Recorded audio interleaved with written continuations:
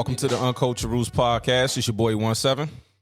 It's your man H.M. Hersham Bawu. What up? What up? And it's your boy G Fly. What up, though, my babies? I told you I wasn't show running, nigga. Go ahead. What a delegator button. Nah. Go ahead. You ain't even loaded up today. It's loaded. Delegator! Mount up. Can't even say nothing. I was going to say something. Man, get your hosting duties on, man. Let's go. Today we got a special guest in here today. My homie. You know what I'm saying? We go way back like Way Lazy back. Boy. Okay. Oh, You know what I'm saying? Celebrity Accountant, a.k.a. Ace Cash, a.k.a. Andika Powell. What's up, bruh? Okay, you feel me? First of all, who did that It's your man's true right here. beat, bro? Fire. Appreciate that. Okay, one thing I can tell you about Hirsch. Okay, the man is musically inclined. Okay, this man know music. His rhyming pattern has motivated me in a lot of times. So you feel me? Like, Appreciate it. I said, make sure you say that on the mic very clear. oh yeah, my man got bars. They gotta He got hear all bars that. for real. He got bars for real. So I wouldn't expect nothing less for an intro song. Okay. I can't take the credit for that, man. It's this guy right here. I know, but you let him put it on here though. You feel me? You made the final CEO decision. So what's happening, man? What's You tell me. I mean, look. I wear so many hats.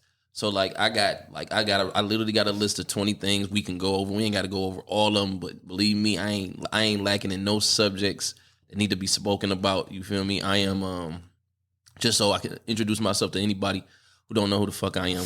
I am Andika Powell, aka Ace Cash, aka the Celebrity Accountant, aka the People's Accountant. You feel me?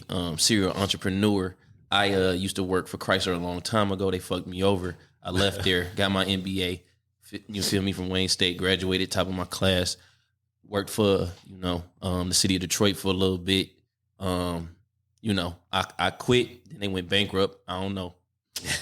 Call it a coincidence if you want to. You feel me? Then I got another degree, another master's, because just that's what I do. I'm from the West Side. I'm a boss. And then I got my CPA.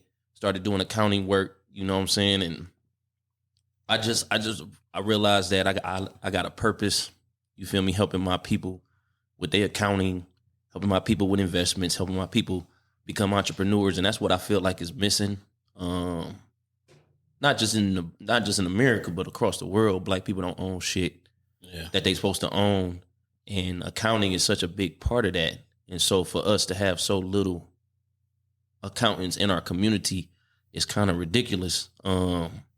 But you feel me? I'm trying to make it so that people don't be feeling like, oh, an accountant is boring as hell or an accountant is lame as hell. But really, this shit is fun as fuck if you know what you're doing and you understand what the hell you're supposed to be doing and who you're supposed to be around.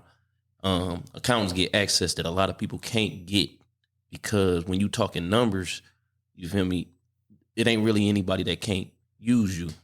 Everybody need an accountant, even if you broke, because money is a part of your life. Money is a part of your day-to-day living. And so, you feel me? I found my purpose, and here I am. What made you get an accountant? What inspired you to get an accountant? So I started off. Well, let me give you my quick backstory. I'm from the West Side. I was born at the Henry Ford over there on Grand Boulevard. Same hospital I was born at. Oh yeah, long ass That's time what's ago. up. So I've been West Side forever. Then I went to Cass Tech, graduated from there a long time ago. Went to U of M, went to the engineering school there. That whole process was crazy, and I want to talk about education, especially now with the pandemic and shit. Like, I didn't know what the hell I was doing. I just was a smart kid that had the right people in the right places to guide me. So I literally applied to one college. Like, when people be like, I got backup schools and this and that, I'll be like, the fuck y'all talking about? I applied to one college and I got in. Yeah. So, and it's not a bad one. So Not at all. so I went to U of M, studied engineering. Had to work hard for the first time in my life. And so got my ass kicked up there, but I got the fuck out of there. Got a job at Chrysler, like I said, worked for them for 2.5 years, decided to go get my master's in finance. So like after being at U of M, getting my ass kicked in engineering, I was like, I ain't doing this shit. Like, this is not my life.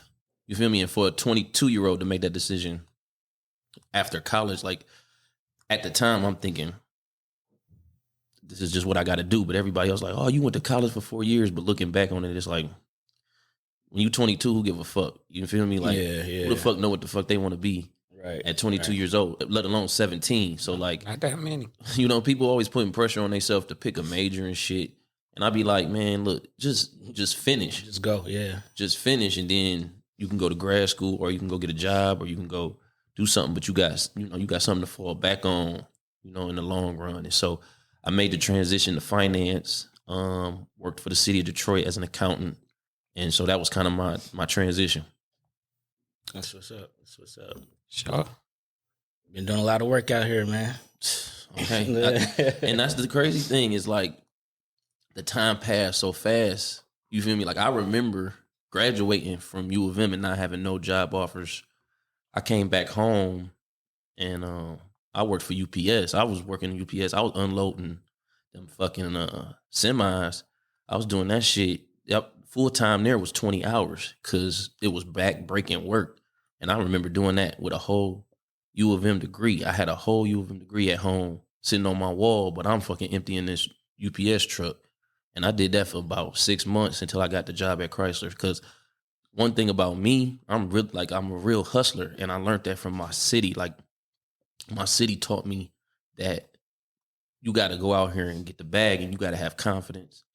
Ain't nobody gonna give you shit. You really gotta understand that when you have a talent or you know how to do something, you just gotta press it. You gotta go hard as hell in your lane, and you'll start to have things other people don't have because people don't be believing in themselves. And so you gotta have that confidence. And it's crazy to me because Detroit is all about confidence to me, but a lot of people is insecure, and it's a crazy city to live in.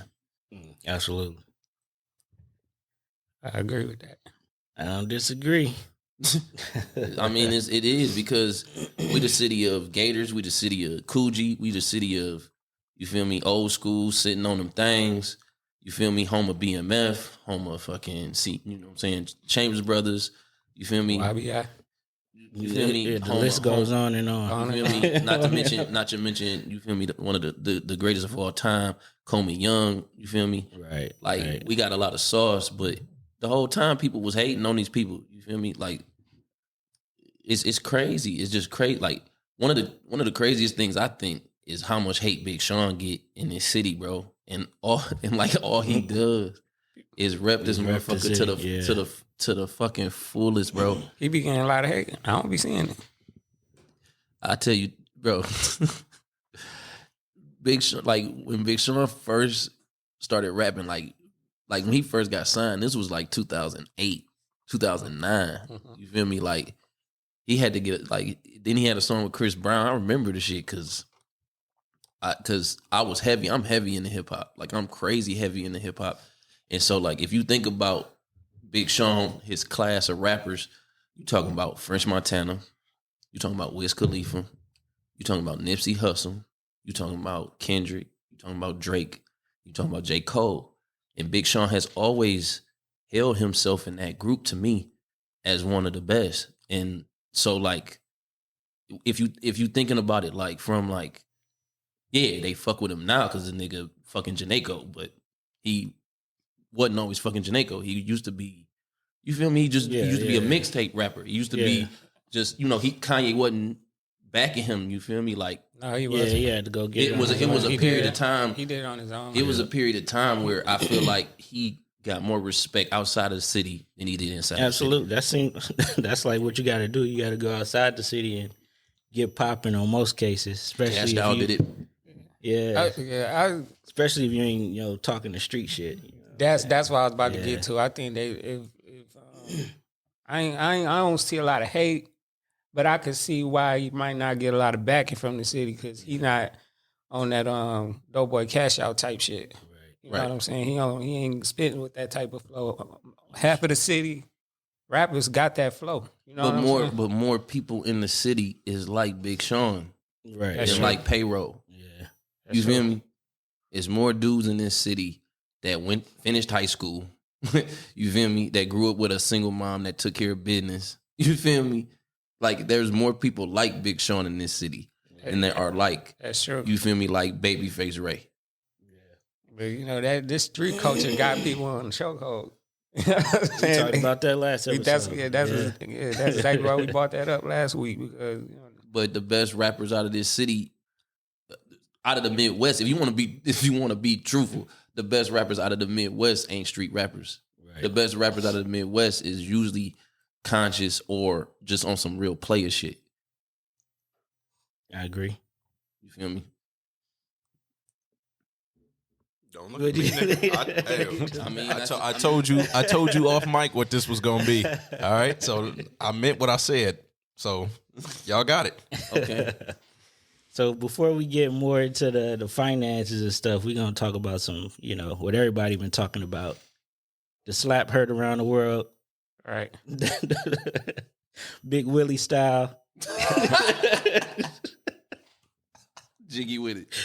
Mr. Jiggy with it himself. With it, bro. You feel me? West Philadelphia, born and raised. Oh, shout out to Eminem. Will Smith don't have to cuss to sell records, but I do. So fuck him and fuck you too. They talk about my wife's name out of your fucking. They talk about Al Cedar. They say he ain't slapping him like that. Yeah. That's what I said. What if The Rock said that joke? You think he going up on the stage? Bro, the thing about it is the joke was so good. Like, I'm pissed because the joke hit so well. It was like, it was like a Demi Moore reference. Okay, dog, come on, a Demi Moore reference in 2022. That's really, you got to be a real movie fan to get the joke. Right, to even get it. So then I think a lot of people get lost with that. Like, what Chris was doing is what Chris always do. It's just Will wasn't having it that night. Yeah. What you but think? At first he laughed at it, you know what I'm saying? Like, I don't know. Because it was funny. Yeah. I don't know it was hilarious. It didn't was an resonate. Amazing joke. Or yeah. That joke was good as fuck, bro. Until Jada start rolling her eyes, and then he was like, "Oh man, let me 2016. get up." She remembered 2016. If he just would have slapped him and went and sat down, I think they could have played it off. But when he started saying, cussing and shit, it was over once he got on the seat. Once Will got out his seat, I don't know if they gonna play that. I don't know if they was gonna play that off. Yeah, they should have turned the cameras off when Will got out of his seat. Just cut. They knew that shit wasn't part of the show. You know what I'm saying? Okay, this is my take on that shit. Was I surprised he smacked somebody? Nah. He did it before. When a white dude tried to kiss him in the mouth. You know what I'm saying? And I was like, yeah, he did it before. I was just shocked he did it again. I thought, this nigga gonna slap somebody again? Let me see what the fuck they talking about. And then I go on and see all the shit going on. Granted, yeah, they been talking about this nigga wife for a long ass time. Yeah. But And I say this, as a man, you sometimes our emotions can get the best of us, but as a man, you gotta know how to control them shits. You know what I mean? Because it'll put you in some situations, which it got him in a situation right now. Which why, if it was me, I would I'm gonna get this nigga after the show. not after the show. But when they go on the break, yeah, backstage. I'm backstage on this nigga, I don't necessarily got to put hands on him. But if I talk to him and he getting back at me, then I'm putting hands on him. Yeah, that's what I'm saying. He didn't even give him a warning. He just see him doing that. Him doing that opened up a lot of shit. It opened up white people that have opinion on that shit. Because now all these white folks in there, I can't believe he did this. Why the fuck you can't? Because if it was you, you would be mad at that nigga too. But I feel but it also opens it up to people ain't gonna be able to take jokes no more, and they gonna think that they can go on stage and slap motherfuckers. Yeah, that's what. It's getting worse and worse for comedians, man. They already on that cancel culture shit, and now they slapping motherfuckers. Like, like, come on, what they man. gonna be able to say? We need comedy, dog. Comedy is America's got rules. America's got rules. One of the rules in America is freedom of speech. Exactly, yeah. And so that always gonna take precedence over marriage, over celebrity, over all that shit. Like, what y'all about to see is Chris. That's $100 million slap, bro. You about to watch Chris Rock? Oh yeah, Chris Rock about to get Chris Rock about to do a Netflix special. Yeah, they gonna give him $60 million. Okay, they gonna give him $60 million for the special. He need to name that bitch Slapped Silly. This is what you heard it here first. This is why this nigga shouldn't have did that shit. You know what I'm saying? You feel me? No, bro. Like, look. This is why this nigga should have did that shit, but because it ain't. See, Will, it didn't do nothing for this nigga, man. Yeah, it ain't do nothing for him. No, they both gonna win. They still gonna talk about this nigga. They both gonna make it's a $200 million slap. They both gonna make $100 million a piece off that slap. I tell you this, all this shit wouldn't be happening if Jay didn't put that shit out. You know what I'm saying? Yeah. Like, it ain't like motherfuckers ain't been talking about them for years, swinging. It wasn't until she acknowledged it and shit. Straight up said, "Yeah, we did it." That's when they started. Why you ain't did what y'all been doing? When somebody said, "Oh, it's alcohol," even if that nigga Orsina came out and said, "Yeah, I did this," she ain't had to say shit. You ain't wrong, bro. Like, Will Smith was 129,000% wrong, but we understand. Yeah. You feel me? Yeah. Chris Rock understand, which make him, to me, I'm looking at him like, how the hell did he take that slap and keep moving? Not say nothing. No, bro. Will wasn't turned around. Say nothing. And low key, if you look at it again, he turned his back on me. I'm choking. But low key, if you look at it again, he almost started to say August. Chris Rock was like August. He was like August, like he was gonna say. So August can fuck her, but I can make a joke. Like, I could have. That's what I thought he was gonna say. Yeah. Like, that's what I would have said. I would have been like, August can fuck her, but I can't make a joke. You feel me? But he didn't say that. So again, Chris Rock gonna get his blessings. Yeah. Well, what's your thoughts on it, man? You over there have sleep? I'm ready for you to go out. Was Will Smith wrong? Wait a minute. Why you waiting on me to go off, man? That's what you do. Shit, you the one got the tag. This they get your shit off. It ain't for me. It's for him. I done got off a little bit. I'm waiting for you. I'm real like ready to hear what you got to say. Okay. He did a large. He about to go. Nah, it ain't even that. Yeah, the nigga was wrong. There's a time and a place for situations. Yeah. Okay, the nigga thought the joke was funny. Looked at his wife. She didn't think it was funny. Right. So now he gotta go Hancock mode. You know what I'm saying? He gotta channel one of his characters that he didn't fucking, you know what I'm saying? And so, in my opinion, you know, that shit made him look real weak. And the reason I say it make you look real weak is because, let's call it what it is. It's the fucking Oscars. It's a white people show. You got black people sprinkled in there like pepper. Mm-hmm. It was the Sauce Awards that night. Right. But also, yeah, every time we in the public eye, they don't judge the individual.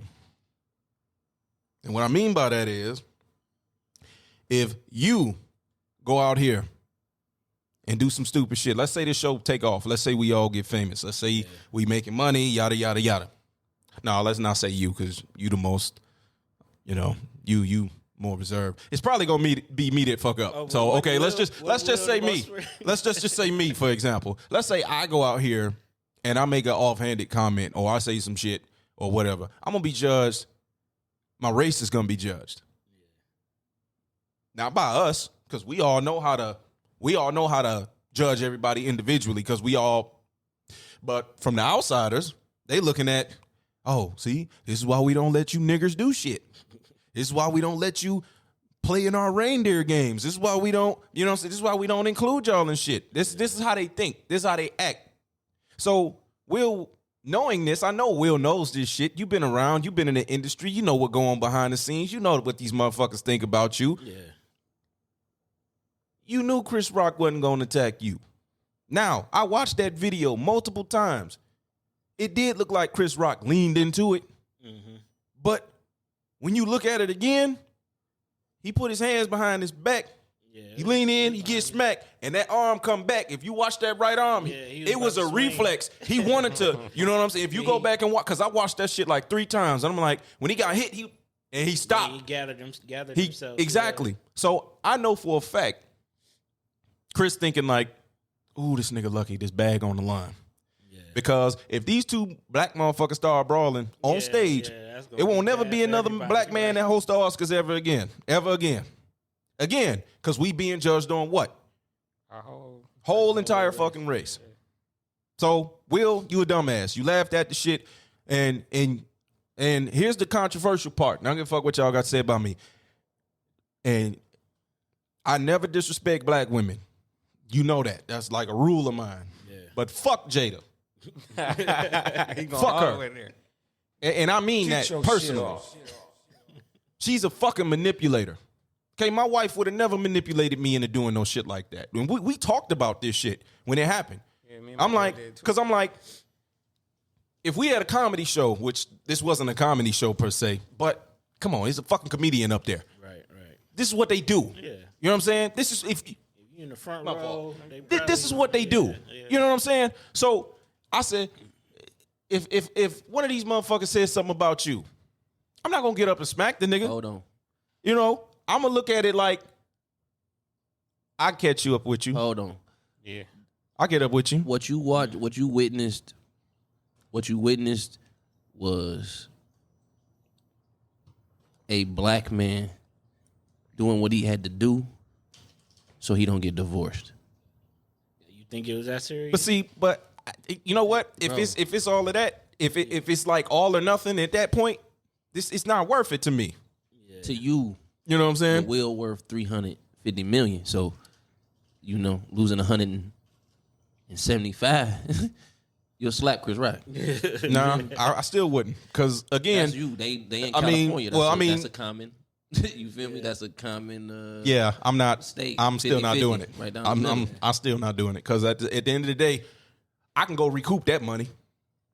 I'm gonna still be relevant if I'm a successful actor. Like he is, I'm going to go recoup that money. I ain't worried about it. Go ahead, take your half. Get the fuck on. Do your thing. Go fuck August. Go fuck every young nigga on the block. I don't give a fuck at that point. You know what I'm saying? And my thing is, and see, let's call a spade a spade. Don't try to act like Will wasn't out there doing his thing. He want to play all sad for the public. That nigga was out there stroking and moving and all that shit too. Come on now. That nigga had bitches on the side and everything. Come on now. Johnson. Yeah, he was definitely. He was definitely out there doing his thing. He was worse than Magic So Johnson. for all you motherfuckers out here trying to, for anybody's that defending this nigga, like man, y'all can. That's why you can't defend him. Yeah, like he was trying to save face. Yeah. He was trying to save face. He like his wife like you gonna let you like it's the conversation is like you gonna keep letting people disrespect me. Yeah. You feel me on some real black love shit. Now black love cannot be judged by white people at all. No. You feel me? I'll bring up something that I always had a problem with, which was the Ray Rice situation. You feel me? That's white people judging black people. You feel me? Their relationship is not, feel me? It's not a white person's business. Just like Jada and Will. Like, yeah, he should not have ever played football again, but it's not white people's place to tell him that. You feel me? A black love is something that white people will never understand, and that's just facts. The only pushback you're going to get from that is no man, black, white, or orange should be putting his hand on no female. That's the only pushback you're going to get from me, because as a black man who's in that, I can't put my hands on my wife. I just can't. I don't give a fuck what she doing. You know what I'm saying? I've often said this. I don't give a fuck if I walked in and caught her fucking. I'm not finna. I agree. At that point, it's like, okay, you do what you do. Do that, I don't need to be. You know what I'm saying? That's what I'm like. It's not really. Just like Will shouldn't have put his hands on Chris Rock. Absolutely. Yeah, Ray shouldn't have put his hands on that girl. Absolutely. But again, black love is something that's not white people's business. Oh, I agree. You definitely gonna get no disagreement from me, because they shouldn't be involved in any of our shit. Yeah, personally, I agree. I kind of agree with what you're saying, but it also, is that really black love, that Ray Rice shit? Because slapping, beating a motherfucker, white people do that shit all the time. Yeah, Domestic violence is in every community. Exactly. Yes, and they probably do it more than us. I feel like if you ain't been hit by, if you dated a black woman and she ain't hit you yet, then she don't love you. hey, I'm not gonna comment on that. I'm not gonna comment on that. That's all I'm gonna say. I'm not gonna comment because I ain't gonna. Nah. Everybody's situation. You know what it is there. Everybody's situation ain't the same. And that's what I'm saying. Like, black love is something that black people understand, and certain people shouldn't be allowed to be like, oh, well, if you get into this number of incidents with your black lover, then you can't play football or you can't get an Oscar. The only reason I'm gonna disagree with you on that is because they the ones that control the shit. They the ones that run the shit. They the gatekeepers. So now it's time to get into my segment. There you go. So how do you break the rules? You feel me? How do you get to break who gets to break the rules? Who gets to break the rules? They do. People who wrote The owners, right? People who wrote the rules. The owners, yep. The owners. So they don't break the rules; they rewrite them bitches. I was just about to say, because we talked about that last episode. It was one of the motherfuckers where we was like, they constantly changing the rules once we start gaining some ground, and they're like, oh no, we gonna move the goalpost back some more. Like, that's I don't know, but getting back to the Will shit, like I say, Jada's a manipulator. Period, hands down. I've never had a problem with Jada until all of this entanglement shit. You know what I mean? Ain't no excuse for that, period. Yeah. Ain't no excuse for that. And then you want to make publicity off of it. You took the nigga to the table talk. Yeah. You know what I'm saying? Then they started making a bunch of memes off this nigga. Yeah. So at the end of the day, y'all should have been a little more secretive. Like, don't put your fucking business out here in the street like that. They tried to use it for money. I know. And it backfired, I'm saying. Because, we saying, it's a different type of black love, and they don't understand. But her putting that shit out there opened it up for people to say shit. When you put things in the public eye, then they become fair game. Yep. And I hate to say that, but it's true. Which is why I would never put whatever the fuck me and my wife going through. That ain't some shit nobody gonna know about. Right. You know what I'm saying? And I'm even on her end. Hey, what we deal with is in house. Keep that shit in house. You know what I'm saying? I got dirt on you. You got dirt on me. Hey, it's mutually assured destruction. You know what I'm saying? Let's not play that game. You know what I'm saying? But again, that's why I take the approach that I take with him slapping Chris. Like, I'm gonna do it behind the scenes. So these white folks ain't in and on. This is one black man talking to another black man. Look, I know you did a joke. I know you did a joke. She don't appreciate that shit. I'm telling you now. That shit is over. Yeah. That's why I specifically said, had it been me in Will's spot, and he made the joke, and because for one, you look like a hypocrite. For one, nigga, you thought it was funny. Yeah, you laughed at first. Okay, and knowing my dumb ass, and y'all kind of know the dynamic I have with me and my wife. Yeah. I'm going to laugh at this shit. And I'm like, hey, I'm sorry, baby. The shit was funny. You know what I'm saying? The shit was funny. Now, I know I'm going to pay for that later, but you know what I'm saying? But again, Will and Jada don't have that dynamic that I have with my wife. Everybody's shit is different. Yeah. You know what I'm saying? So I know my girl was like, your girl don't have a sneaky link. My nigga. You right about that? Because my girl was way further along than you are. Mm-hmm. You right about that? Because my girl was like, I wouldn't even let you get up there. We whooping his ass backstage. Don't, bro. That California living is something else. Oh yeah, Yeah. It ain't what it is in the Midwest. Okay. Yeah, that's some stressful. I have no desire to go out to the devil's land. I'm straight. You know what I'm saying? I'll be in this nice cold tundra out here. I don't want to play in the devil's playground, bro. Can't do it. Can't fuck with it. But I don't know, man. Y'all just, you know what I'm saying? I'm all about defending black women. I'm 100% defending black women, but you got to recognize a manipulator when you see one. And it was clear as day for the world to see. If you just, whatever, just look at Jada. Some people was recording it on their phones and shit. I saw some videos of that. Like, bro, everything was coping steady until you looked at her. She was the source of it. Everybody trying to blame Chris Rock. Like, as soon as you looked over there at her, that's when everything changed. Like, bro. Shout out to Lupita, dog. Yeah. Her face was classy. She was like, well, she was like, hold on, girl behind. Yeah. Shout out to her. What the fuck going on? No, Lupita gets no love for that. No, no love for Lupita, bro. She should have grabbed him. She didn't know what the fuck going on. She should have grabbed him. She should have been like, "What the fuck is you doing, bro? Sit Do not down, get man. up. Sit back down. Right." She probably thought that shit was with the show. Do not give too. Lupita no shout out. No, she should have grabbed him. Like, No, I'm shouting out because she just like everybody else. She didn't know what the fuck going on. And this nigga jumped up there and did that shit on his own. He gotta have restraint. Hollywood got niggas fucked the fuck up, bro. Like that's not how it goes down. This nigga been in the game for a long time. He need restraint. You know, we talked about that last week. Niggas need restraint, bro. You see Tony Rock, he came out talking shit. Yeah, I seen that this morning, and then I see a whole bunch of people, motherfucker, you know, our motherfuckers on the internet shit and talk, just talking shit, just talk shit. Oh, that's cap. And I'm thinking, how the fuck is it cap? If a motherfucker smacked up one of your family members, you be out here talking shit too, like, hey, nigga, we ain't, you know, fuck all that bullshit. And motherfucker like, oh, Tony Rock ain't gonna do shit. How the fuck you know what this nigga gonna do? You know what I'm saying? That's the shit that I hate. You fucking keyboard warriors just want to sit up here and talk shit for the sake of it until a motherfucker knocking at your door. Hey, bitch, nigga, get your ass outside, nigga. Tony Rock cannot get within 50 yards of Will Smith. At any time. What the fuck is he saying? No, there's no penalty for Will Smith slapping that nigga. There will be no payback. There will be no... They can't get to him. Bro, Will Smith is bigger than... Will Smith got more security than Obama. I don't doubt it. Yeah, that's a real talk. I said 350 million. He worth, you feel me? Chris Rock is worth 60 on his best day. Chris Rock is only worth 60? Right, on his best day. So, he ain't going to be worth 60 after this. Oh, yeah. He going to be worth 160 after this. He going to be worth 160. And Will going to be worth 500. I'm trying to tell y'all. They both won. They both going to win from this. Because white people, this is what white people like.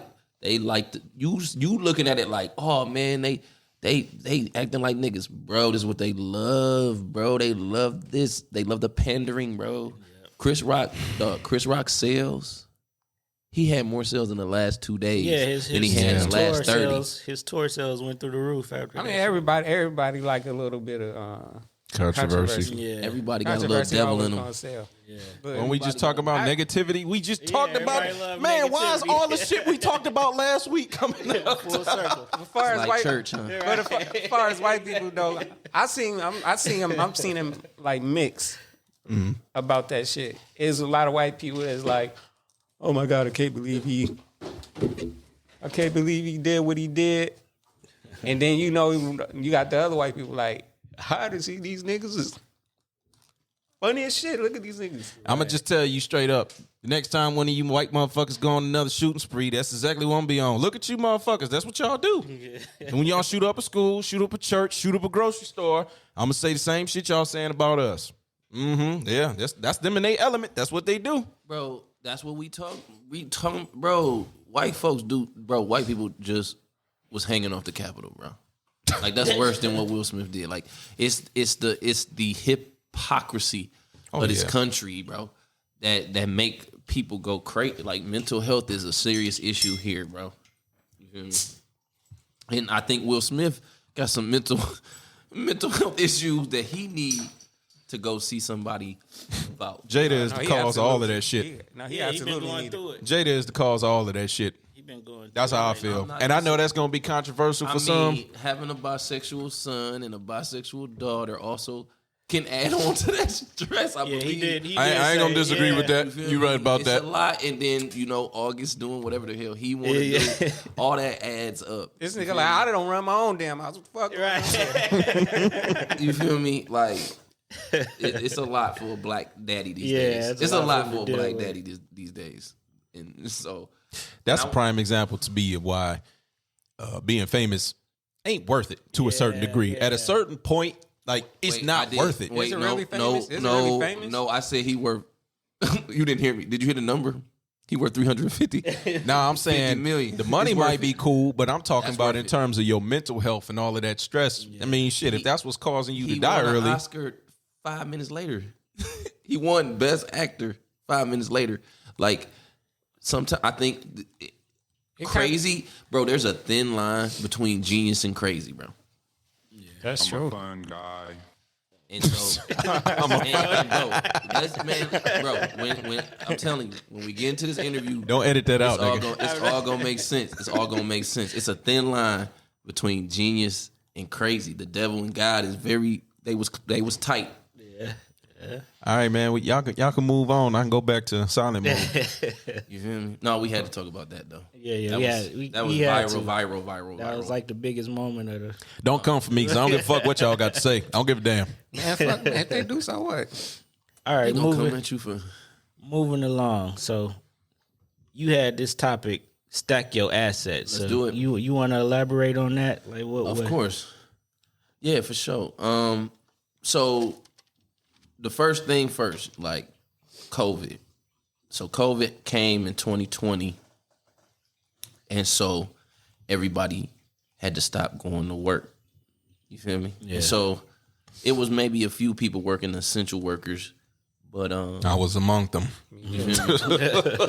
Yeah. And shout out to everybody. Shout out to all of y'all that didn't collect unemployment because y'all godly for that. Yeah. And that's real. That's not even me capping. That's real talk because and that's what I'm talking about. Like what I witnessed in the last 2 years is damn near robbery. You feel me? And so I'm like, this is the time where everybody, not just black people, but everybody need to wake the fuck up with financial literacy. You need to understand money. You need to understand debt. You need to understand what an asset is. You need to understand what a liability is, what equity is, you feel me, and what it truly means to be an investor, business owner, self-employed, or an employee. And I stole that straight from Robert Kiyosaki, my favorite book of all time. Rich Dad, Poor Dad. Rich Dad, Poor Dad, my favorite book of all time. I read that book when I was 22 years old, changed my life. That's another reason why I went down the finance path. I read that book and I couldn't believe what I was reading. I couldn't believe what was being said. It was kind of like you get fed this bullshit for years but that's the propaganda, that's the pandering, that's the bullshit. You feel me? That they feed you because you supposed to be a worker. You're supposed to be an employee. You feel me? And so black people are way more in that position than any other race in this country. And it's partly because of racism, and it's partly because of ourselves. Like we watch people come into our community, start businesses that we need. You feel me? And we still frequent them. And we frequent them at such a high level that they'll build a second location, third location, fourth location, Captain J's, fifth location. You feel me? And then I think you need to say that again for the people in the back. You feel me? They come in our community. They come into our community with an amazing business plan. Okay, amazing. They pander to us. They give us what we want. You feel me? And then they start off with 2 locations. Then they get 3, 4. Now they got 15. You feel me? And they got the financing from, you feel me, they home country. And we gonna get into that.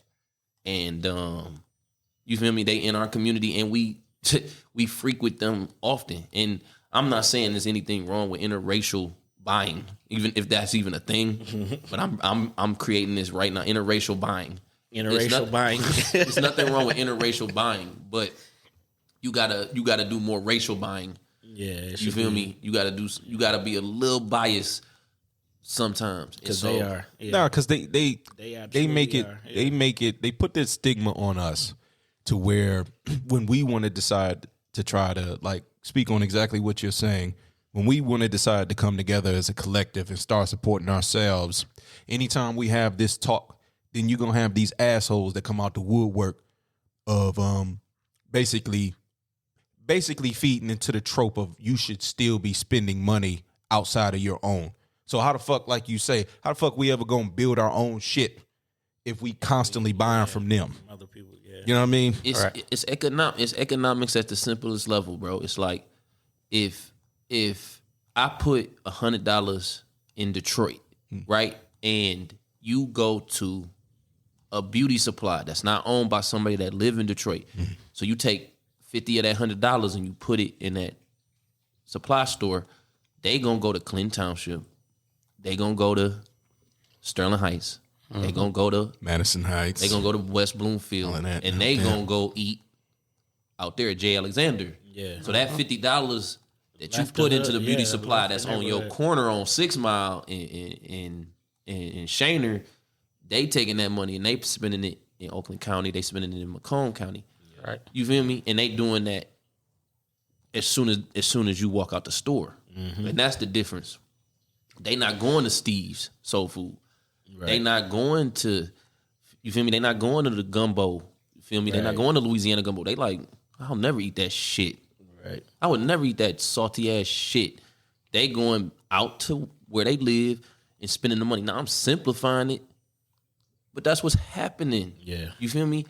So it's like, and no cap, bro. White people be mad at each other when they do that shit. I'll never forget I've been blessed because like I said, I went to U of M. So when I left U of M, my roommate, he was a Muslim guy. He was half Lebanese, half Yugoslavian. So basically all white, but half Muslim. So he started his own painting business. And I'll never forget, he said he was painting some house and the guy came outside and was like, where you get your supplies from? He's like, Home Depot. He said, don't go to Home Depot no fucking more. He like, why can't go to Home Depot? He said, go to the mom and pop shop. Get your supplies, get your paint there, get your buckets there, get all your shit there. He like, why can't I go to Home Depot? It's cheaper. He said, I don't give a fuck about the price. That mom and pop store gonna hire people in Ann Arbor. That mom and pop store, they got a house in Ann Arbor and they paying Ann Arbor property tax. That mom and pop store, you feel me, put their money right back into this community, which increases the property values that you trying to get up on. Yeah. I'm talking about random guy came up to him and said this. This was not his friend. This wasn't one of his mentors. This was just somebody that saw that he had a business and was like, you got a business in Ann Arbor, then you need to support Ann Arbor businesses. What the fuck? Like, it's not a race thing. It's a community thing. If I'm in your community, spend money in your community. Yeah. Why are you taking your money out of your community? Why are you giving your money to somebody that's willing to take the money out of your community? You feel me? Like, and I'm talking about like you can, and you ain't got to go far to see this, bro. You can go to 10 Mile in Greenfield. You feel me? And see this. You feel me?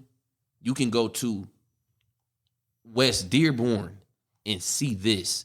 This is not happening 20 miles from Detroit. This is happening 5 minutes from Detroit.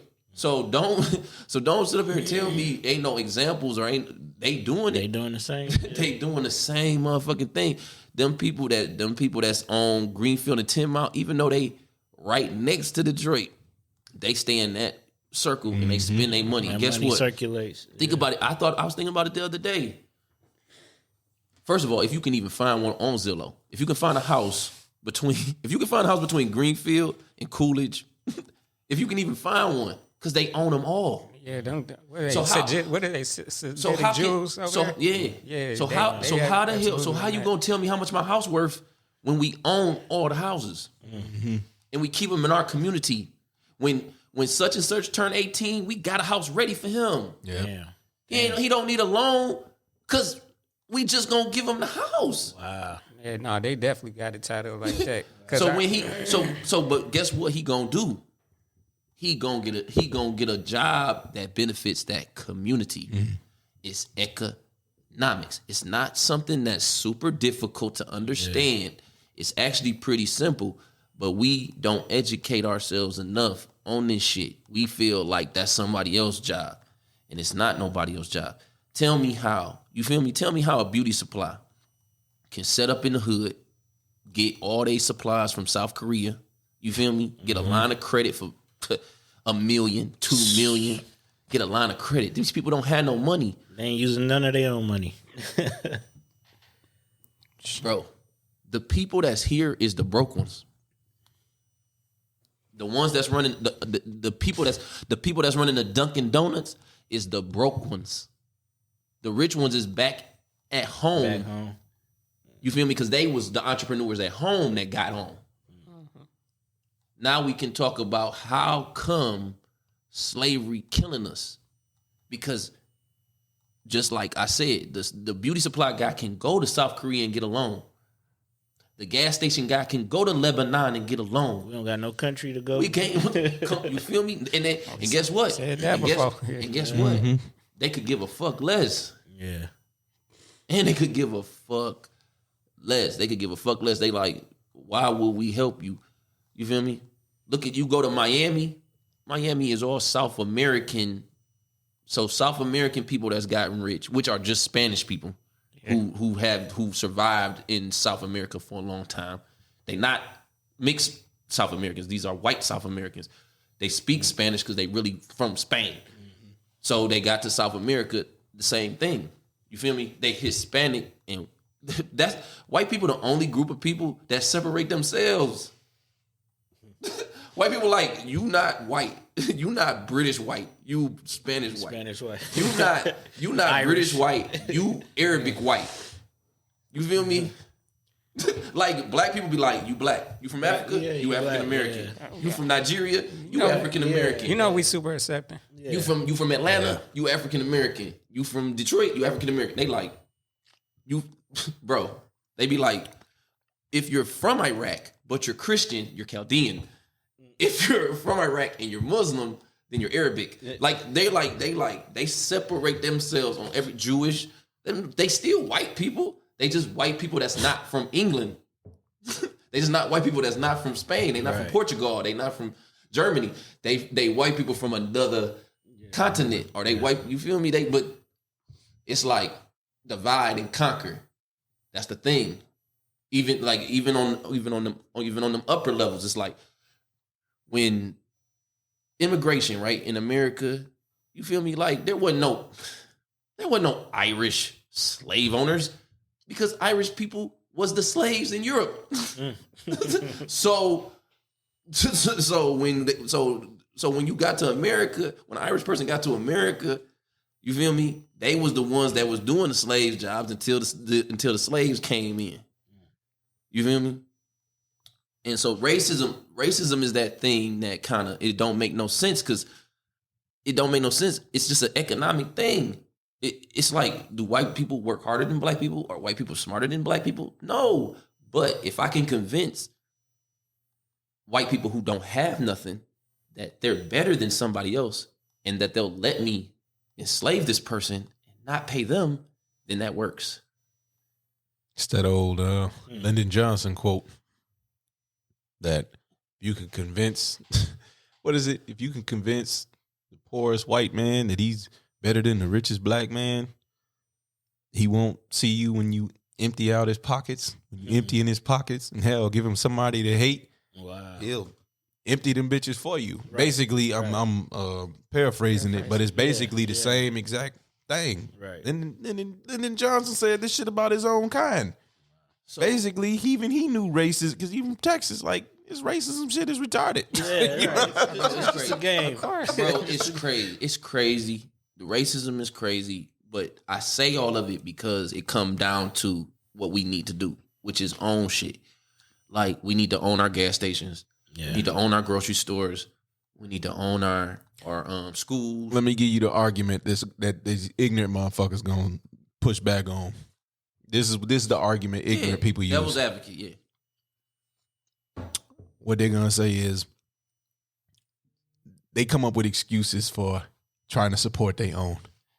The first time something go wrong, you walk into a black store. Yeah. See, this is why I don't fuck with this. I'm telling you, that's it's the same shit. So but when they person kick, let's go. Perfect, right? But I'm telling you, but when they walk their ass in fucking Macy's or JCPenney or some shit, and it shit don't go right. That's the mentality that we have. You see what I'm saying? We need to fix our mentality. You know what I'm saying? I'm ready for this argument. See, all four of us on the same page in terms of black people need to support. But like you said, we do need to. Mindset, I gotta guess I'm trying to think on the ignorant person. I'm on the other side. I'm on both sides of it. So I got a few things I gotta hit. So the first thing is, I am self-employed right now. Talked about Robert Kawasaki. So I used to be an employee. I quit my full-time job in 2017. You got to clap? Oh, yeah. I quit my full-time job in 2017. Okay. Slipping on the pivot. No. And then that deserves a clap. And then I quit any type of W-2 work in 2019. Yeah. Okay. So, and then since the pandemic, 2020, 6 figures in the tax business. 2021, 6 figures, a little bit higher. You feel me? In 2022, you feel me? It ain't gonna get worse. You feel me? And so I'm self-employed, meaning that I do all my work for myself. Yeah. I go out and get my customers, and I do my work for my customers myself, and then I collect the money. I do everything. I'm self-employed. I don't have no boss. You feel me? If you want to be technical about it, I got like 150 bosses. But see, that's the thing, right? To move from employee to self-employed, you basically saying employee means I got one boss. If that boss don't fuck with me, I'm done. Mm-hmm. Self-employed, I got 150 bosses.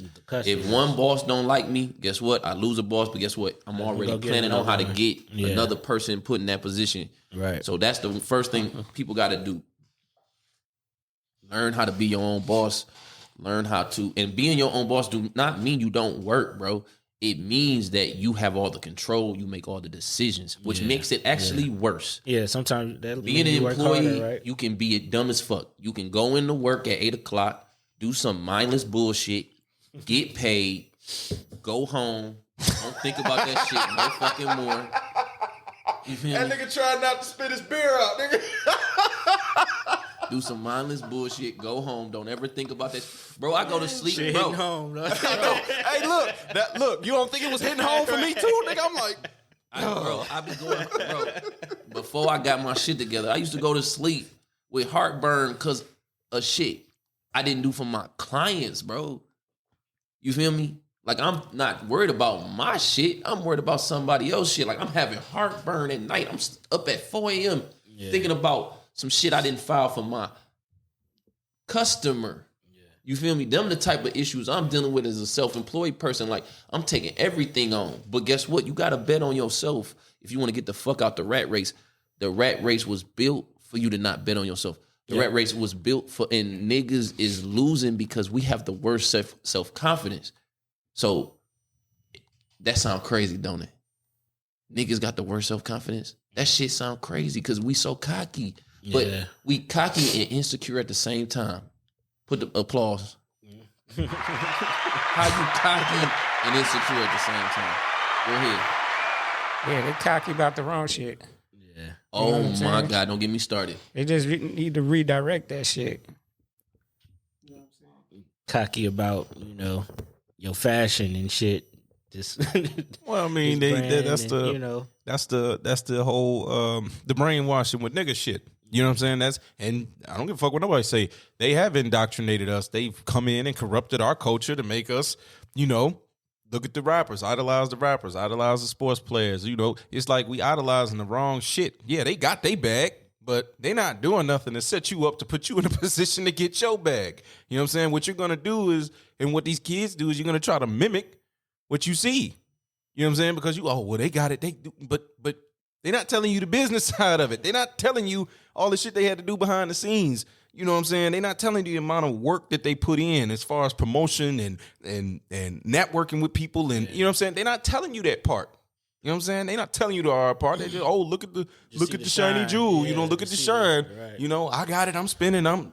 So we back to ownership. A lot of that don't be. So we back to ownership, right? So like the reason why we can't tell nobody nothing because we really don't own shit. So like, if you think about the richest people that's black in this country, they all had white people help them, right? So Oprah, Michael Jordan, LeBron. Yeah. You feel me? Jay-Z, Kanye, like white people, shit, Kanye's wife is white. Like white people have had such a huge influence on them making money because the white people are the ones that are helping them. They're their administrators. All of our billionaires, though, are entertainers, though. We're going to talk about that, too. Yeah. So you think about that, like, why is there no, that's a great question. Why is there no black Mark Zuckerberg? Why is there no black Facebook? Is it because there's not a black? Is it because there's no black man that's capable of starting a Facebook? And these are rhetorical questions. Yeah. Is there not enough black engineers to help him start a Facebook? What is the issue that's stopping whoever our Mark Zuckerberg is from becoming Mark Zuckerberg? And what I'll tell you is, I bet you the number one thing is his mom. Like his mom is telling him, this is something that break my heart actually. So I be on my Instagram and every once in a while I'll see some shit like, this kid got accepted to every Ivy League school. This kid got 20 million in scholarships. This kid did all these great things. Never hear about this kid again. Yeah. Never hear about them after graduation.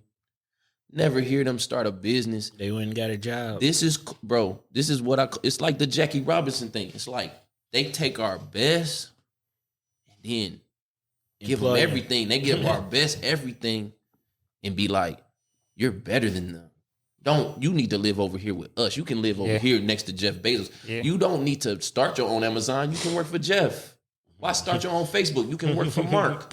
Why start your own Walmart? You can work for fucking Sam Walton. Why bet on yourself? Why bet on yourself? You a making nigga. so much sense right now, bro. Yeah, exactly. You making so much sense.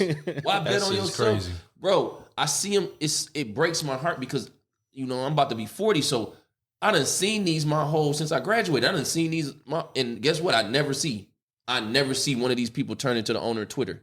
I never see none of them kids turn into the owner of Snapchat. Right. But I see white boys.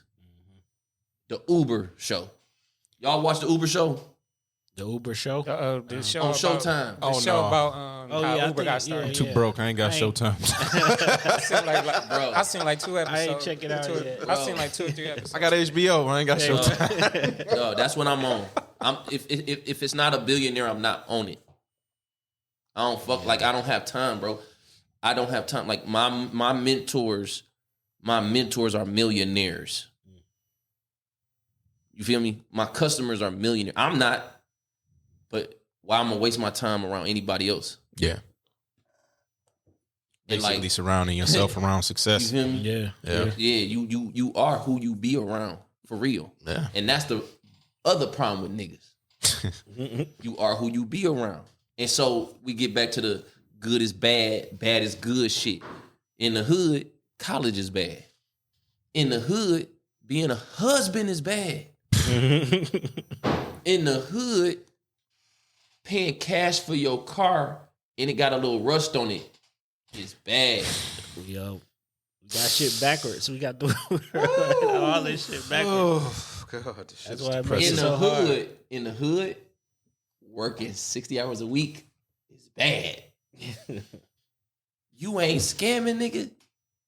Oh, you really working them 60 hours? Yeah. You really getting them 20 hours of overtime? You a ain't fool. Ain't nobody doing that shit. You a fool. You a fool. And what? They taking taxes out of your check. You a fool. I'm over here. I got all these bin numbers. Right. Look at me. Look at my Balenciagas. Yeah, right. And look what I spend it on. I spend it on the Ignorant shit. What Kanye say? Kanye said. What Kanye say? Something about some black drug dealer, the crack man drive drugs. Then the drug dealer buy Jordans, and the white man get paid off of all of that. Yep. Crazy. You feel me? Like the pipeline, bro. We gotta own the pipeline. You know who got their shit together? Akon. Yeah. Yep. Yeah. Akon said, "Fuck it." Right. Akon like, I'll be the bank. Akon went to Senegal. He like, I'll be the bank. And guess what? He did it off of streams. Yeah. You feel me? He did it because he bet on himself. Came out like, these stories is ridiculous. This nigga came out of jail. Okay, said it all the time. Convict. I'm a fucking convict. Convict music. Convict. Signed T-Pain. Signed Lady Gaga. Signed Lady. Now this nigga got his own city. Akon City. Now he got his own city. He got his own electric. He got $1 billion line of credit from China. $1 billion line of credit. Wow. Cause he signed T-Pain. Cause he signed Lady Gaga. It put him in position. Now, this is the problem, right? He is a convict. He don't have no college education. So imagine if Akon was a PhD economics student that happened to. Imagine if Jay-Z had 2 master's degrees. Imagine if Kanye, you feel me? So basically what you're saying is fusing the drive and ambition with the knowledge versus, Right, like, well, I'll also put it this way. The gift. Fusing the gift of whatever brings the money in with the gift of doing business. Yeah. And there's not enough black people. That's where I step in. Yeah. It's not enough of us that's doing the business. And before the pandemic, I would have said, because of the hate I was getting, I would have said, bro, there's tons of accountants out here for black people. But when the pandemic hit and every nigga wanted they fucking taxes done for the fucking unemployment, or wanted they fucking taxes done for PPP, or wanted they shit corrected so they could get their EIDL loan, all this free money was going around. Now all of a sudden, everybody like, I need an accountant in my fucking business triple. Because they needed an accountant and they couldn't find a black. I had a client call me. He called me. He was like, you haven't answered the phone in a while. I'm like, yeah, I was meaning to speak to you on that. He was like, yeah, I've been looking for another accountant and they all white and Republican. And I was like, by the way, I'm doubling your price. He called to fire me and I doubled the price on that nigga. So when I realized what my value was, because nobody was gonna ever tell me. Of course not. Not at all. No white man was ever gonna tell me. Absolutely. Please know that. They never gonna tell you. Absolutely. They'll pay you $40,000 and you worth $400,000. You don't know by now. Absolutely. You don't know by now. I don't know where you at. So you feel me? Like, because that's what I'm thinking. All I be thinking is, if I can make 6 figures on my own, if a white person would have gave me some backing, I could have made $500,000. I built this brand on my own. You feel me? But if I had Fidelity behind me, or if I had, you feel me? If I had Edward Jones behind me, I could easily be doing. But it's okay because I would have had to split that. I ain't got to split none of this. Right. And now as it gets bigger, I ain't got to split none of it. And that's what we talking about. We talking about ownership. You feel me? And you can't be in a rush to give it up. Like, you got to know your place. And that's where niggas got to really get their mind right. You got to know your place in your community. Like, you have a gift. All of us do. We all do. Jay-Z talk about it all the time. And I used to, like, think it was weird because I'm like, you a billionaire, so you can say shit like that. But when you figure out that life is about having a gift and giving your gift to whoever the fuck need it and not worrying about the bread. You feel me? Not worrying about the bread. Like, don't get me wrong. Like, you got to negotiate. You got to know your worth. You feel me? Of course. But what I'm talking about is Don't focus on that. Yeah, it's almost like anything. Like I heard Vezo say that on the Breakfast Club. Man, Vezo got his head on straight as fuck. Yeah. Like when it comes to and that's one thing. Top 10. I got my top 10 Detroit rappers here, so we gonna get into that. And Hirsch is in it. Okay, I appreciate it. Man. Oh, for sure. I'm in it too. Shit. Okay, you feel me? But that being said, you feel me? Like what Vezo has done is Vezo is very smart. He's a very smart guy. He from the East Side, and I got a lot of respect for East Side niggas because don't nobody hustle like East Side niggas. Yeah, get an applause for that. Shout out to the East Side. And this is from the West Side nigga. You ain't even had to tell him on that one. This is West Side. East Side. I'm a West Side nigga telling you that these East Side niggas be getting to that bag, bro. Yeah. You feel me? So that being said, shout out to my man Easy Auto. You feel me? Shout out to my man, the shoe doctor over on Livernois. Shout out to my customers, bro. Them niggas be putting up numbers, and they've been doing it for so long. You know, they've been doing their thing longer than I've been doing my thing. So I look up to them, even though I'm the accountant, and so I see it happening. And so I got a different perspective because I know that it's some really gifted people in our community, and I know what they trying to do, and I know how much they give back. Same with Iceware. You feel me? I passed out toys with Iceware. Christmas before last. You feel me? Like Iceware humble as fuck, bro. Matter of fact, I was just with him on 313 day. Crazy shit. We gonna get into that though. So it's now is the time to be humble, but know your value. Yeah. Right. Absolutely. Learn how to invest. I bet. Learn how to invest in yourself for the most part. You know what I'm saying? If nothing else, you know what I mean? In yourself. I mean, that's kind of basically we joked about last week about, or how we always joke about how we don't make no money off this shit. Mm-hmm. But it's like, we still do it. Like we come here each and every week. You gotta start somewhere. Well, that's my whole thing. You gotta put it together. You gotta first start. You gotta.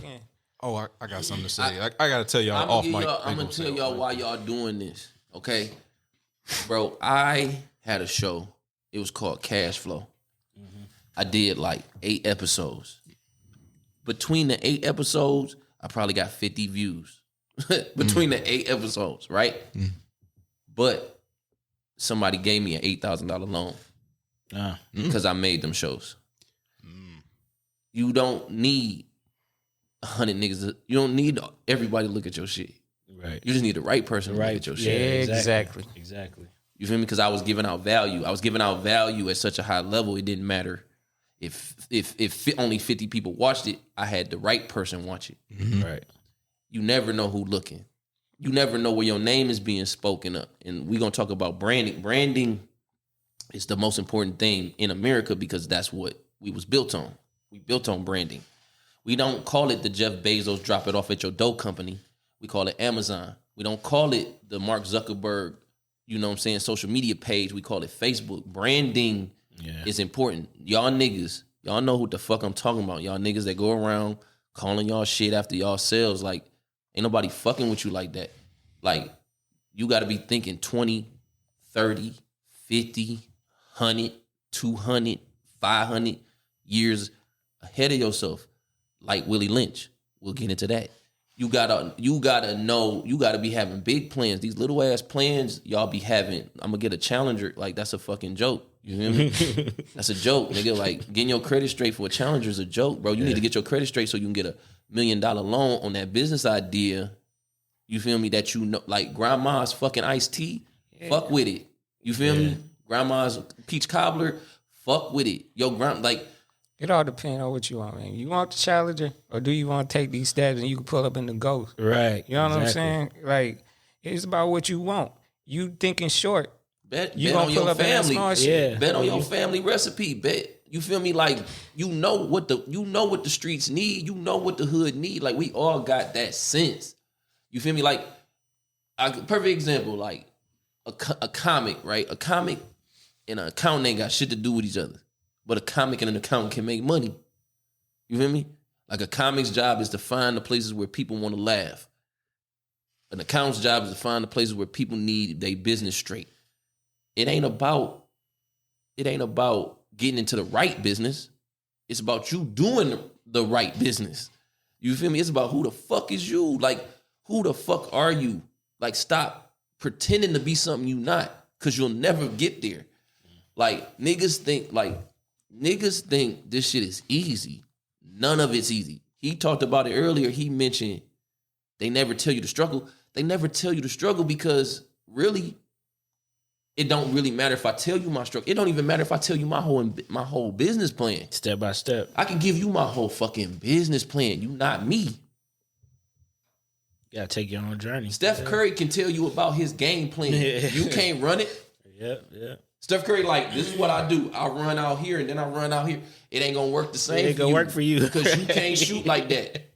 You feel me? So he can give you the whole game plan. And they not gonna want to work it. Some of them ain't gonna want to work as hard. It's hard, yeah.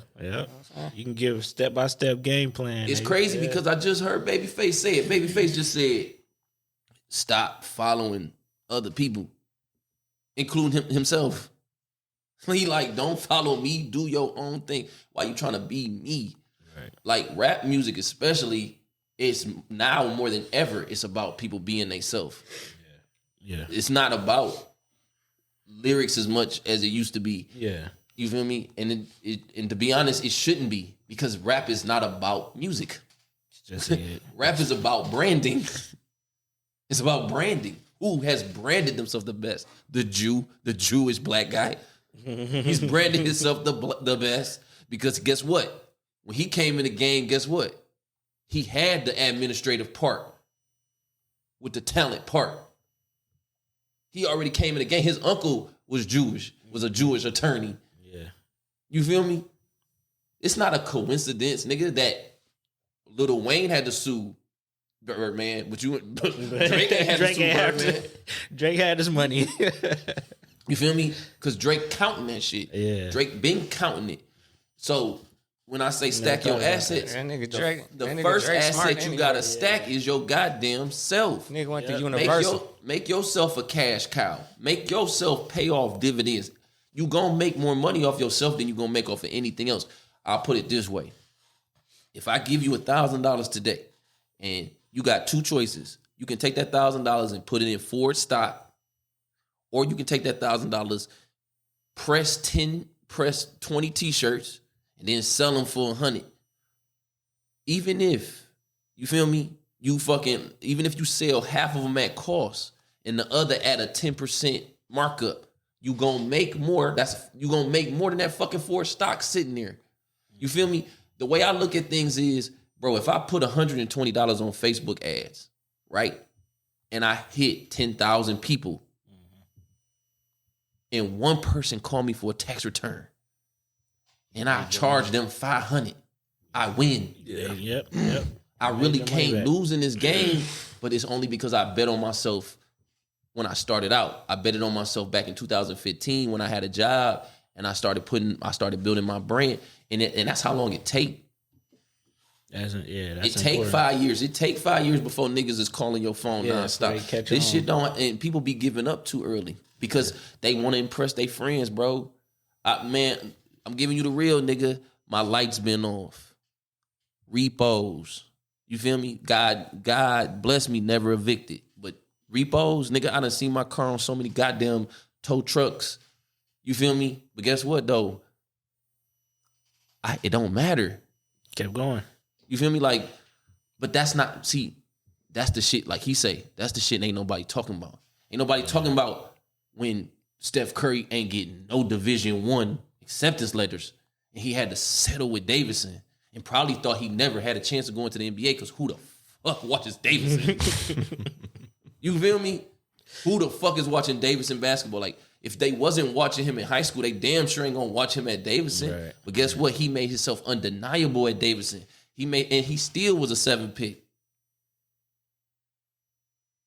You feel me? Like, and I'm saying that, like, because people doubt everybody. Niggas doubted Jay-Z. Jay-Z had to start his own record label.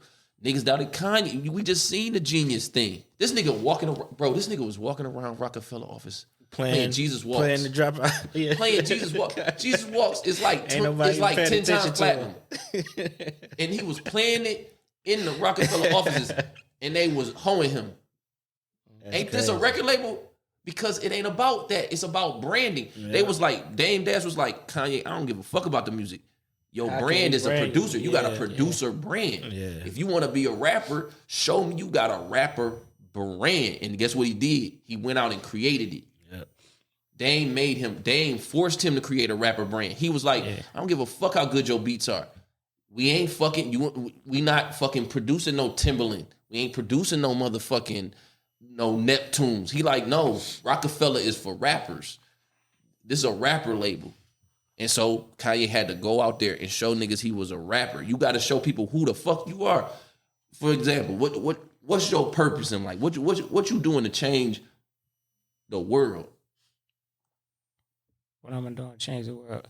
Shit, man. I speak my truth and also come on here and do this show, man, just to, talk about my truth, talk about our community and try to change it just by having a conversation, starting with conversation. Yeah. Yeah. So when you living in your truth, then you gonna push conversations. Think about how you can 10x whatever you doing right now. And that's right. Shout out to Grant Cardone. Shout out to him. Yeah, you feel me? How can you 10x that? So if you putting out one podcast a week, how can you put out 10 podcasts a week?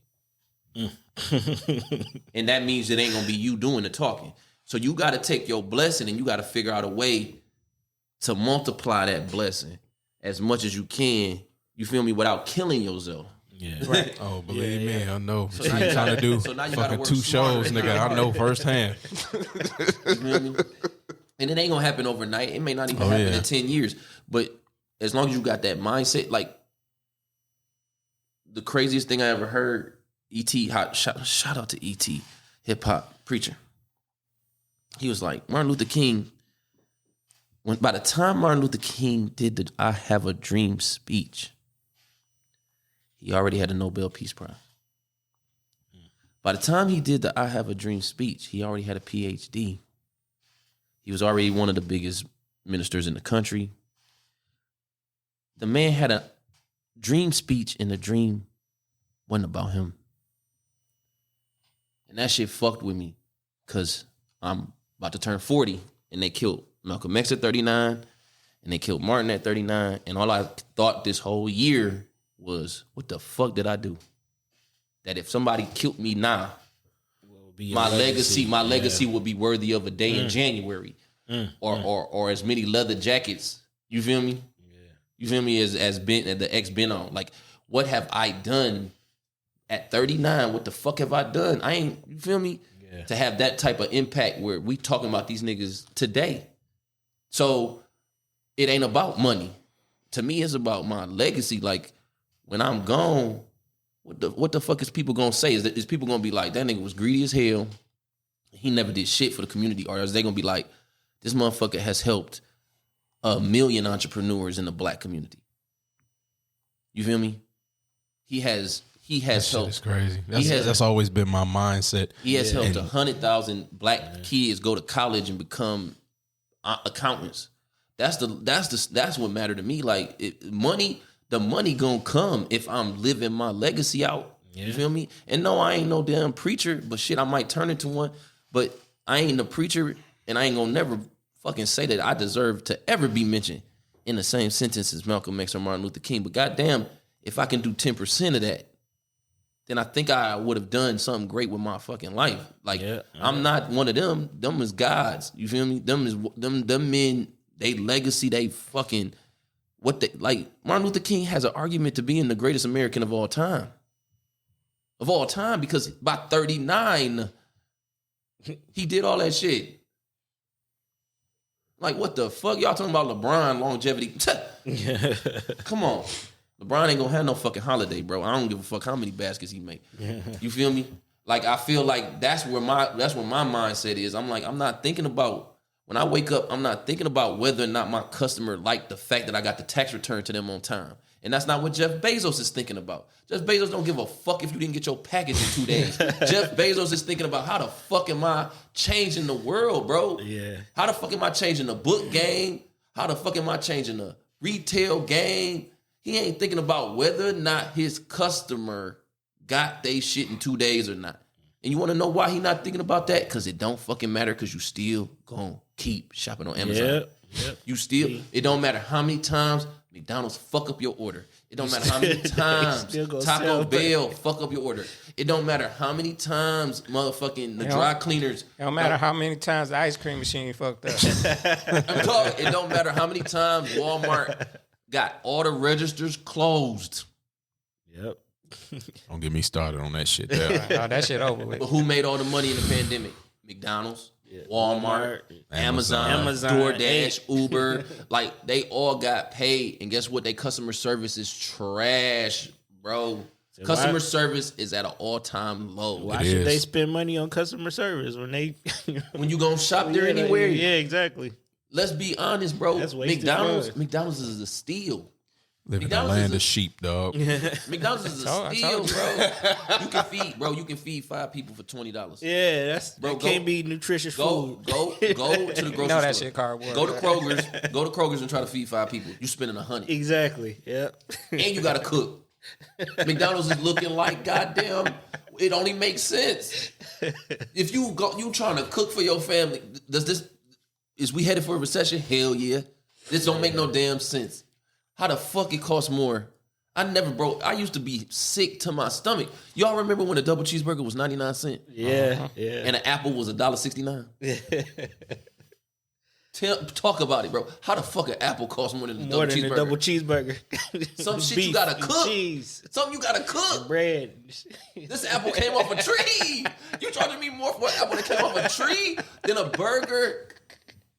Trash. We been headed for this direction. Shout out to Dick Gregory. He been saying that shit a game, dog. So elaborate on that. You said you think the recession coming. Absolutely. When do you think it's coming, and what you think people supposed to be doing right now to prepare? Again, stack your assets. So, housing. Let's talk about housing. Okay, you can't buy a house now, and if you do, try to buy one that's 30, 40,000 over market. Yeah, you feel me? Yeah, not now.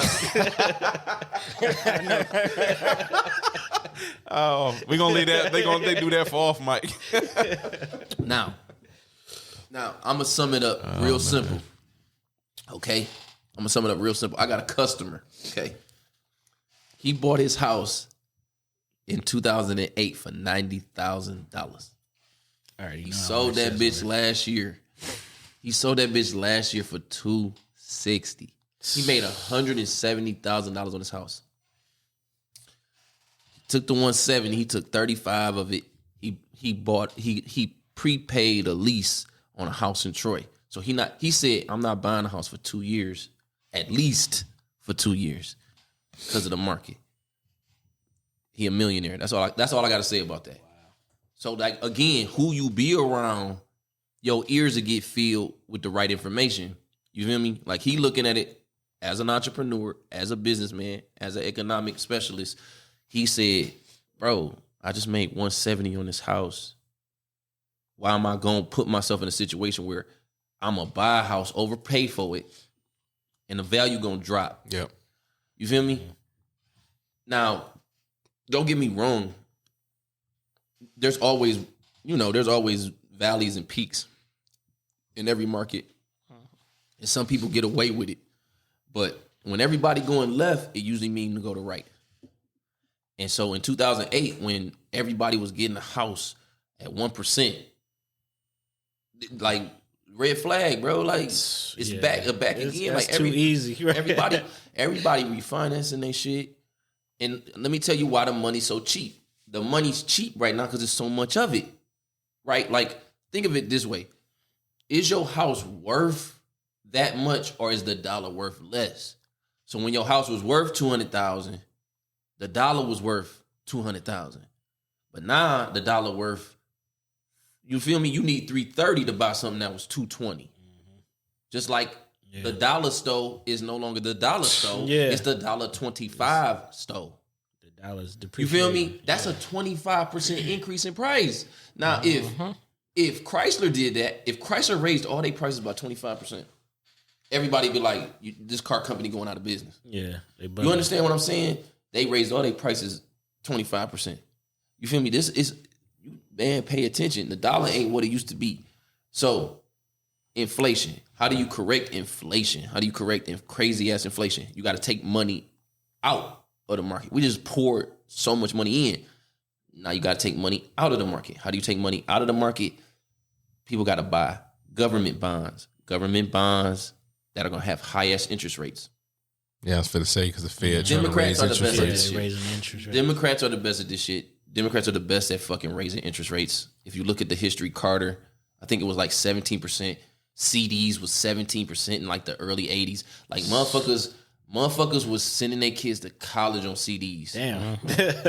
You feel me? Because of inflation, like the interest rate. So the reason why the housing market is bumping is because the interest rates is low right now, but they gonna go up. Yeah. And as the interest rates go up and people trying to buy houses, they gonna say, fuck it, I don't want to buy the house. What happens when people don't want to buy houses no more? Value go down. Oh. Because if the loan is 8%, 9%, 20%, what the fuck I'm gonna buy a house for? Right, that shit ridiculous. But that's what's gonna happen. Yeah. The interest rate gotta go up because of inflation. To stop inflation, you gotta increase the interest rate. Yeah. So that it's cheaper or it's more expensive to loan money, right? The rich people gonna take their money out the stock market. That's why the stock market crashes.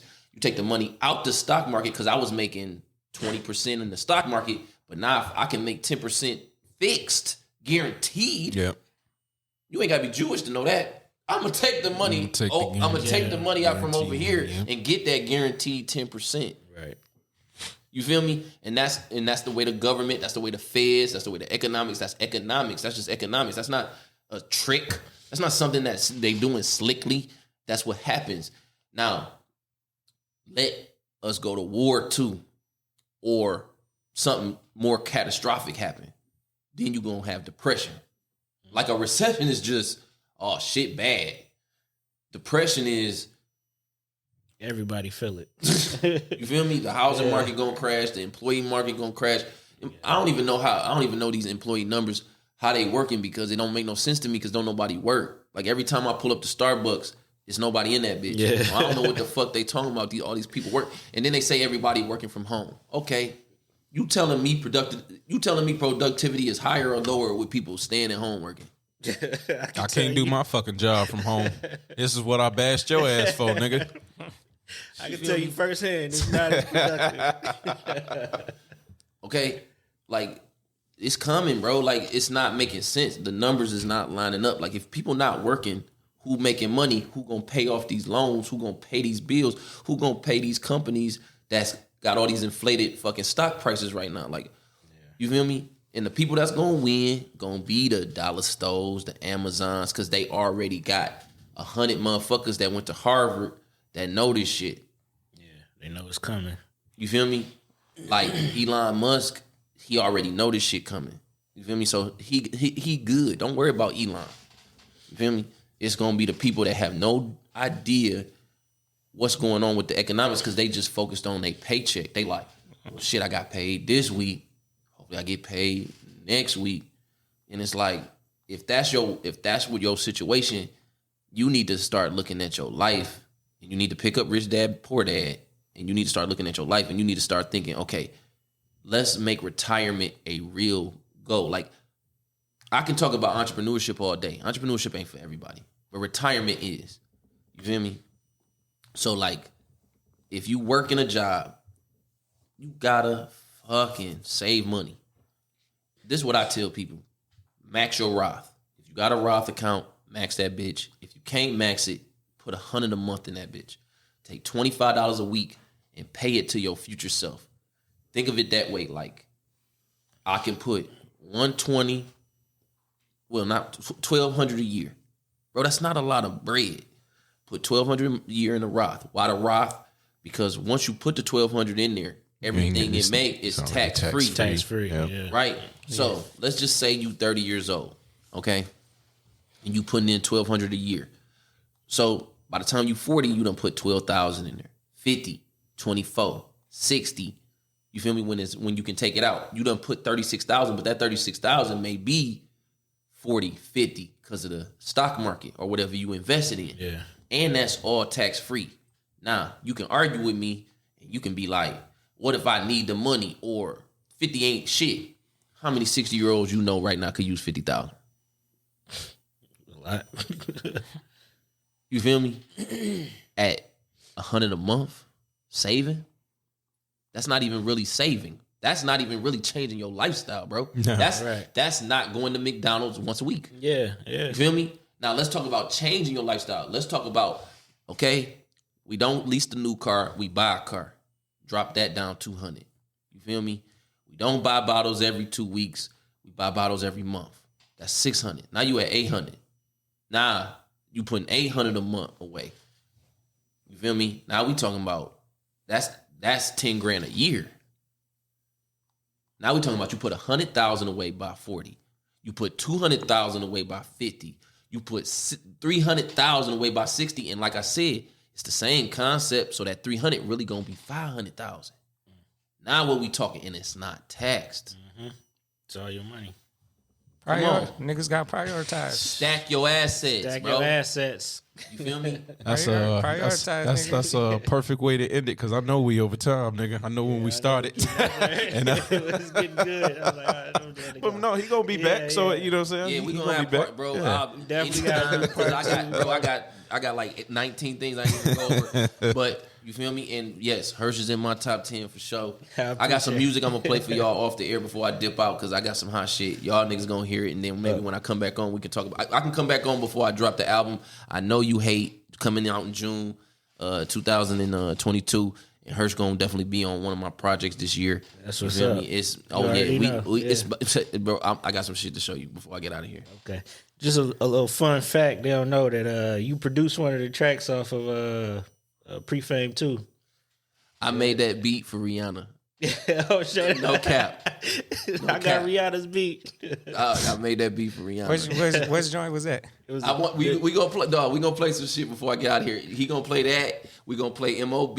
You remember Tequila Oh Man? yeah. I remember that. We got some heat. But It this was my nigga. the Terry's World. Oh, Terry World. Yeah, Okay. yeah. But yes, man. Where every girl get wetter than Jerry Curl. Yeah. Okay. Bars. I told you this nigga my top 10. I'm telling you, this nigga's in my top 10, bro, in Detroit ever, dead or alive. My nigga. Okay. Appreciate it, bro. But like we said, man, you definitely got to come back. I will. I'll Kick be you back. with us again, man. This was a good episode. Oh man, y'all got the vibes. Y'all keep doing what the fuck y'all doing. Appreciate you feel me? it. Don't ever stop. Don't let nobody tell you to stop. Y'all doing what the fuck y'all need to be doing, and that's giving the people information, giving the people love, giving people you know what I'm saying, the conversation, opening up the conversation. You feel me? Like that is special. It's not enough black content by black folks. It's a lot of black content that white people produce. Yeah. You feel me? Fuck that. You feel me? Like, black people need to put out their content so that we can say what the fuck we want to say to our people. Feel me? We got to control it all. Yeah, like, buy black. Yep. Hell yeah, buy black. Buy black and start a black business. Be a black business owner. Yep. Wow. All that. Well, man, y'all be smooth. We may or may not be on next week. Probably not. Got some behind the scenes things going on. So, but definitely check this episode out. Yeah. You know, and peace. Y'all be smooth. Peace.